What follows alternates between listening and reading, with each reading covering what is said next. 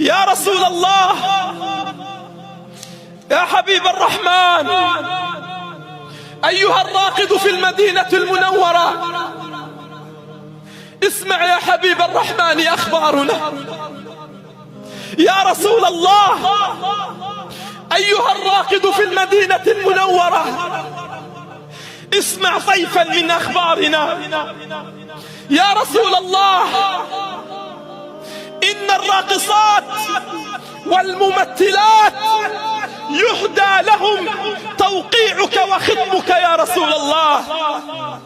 ودعاة المسلمين يا حبيب الرحمن، أيها الراقد في المدينة المنورة، إن العلماء الذين أوصيت بهم وبعلمهم سيعدمون بعد رمضان.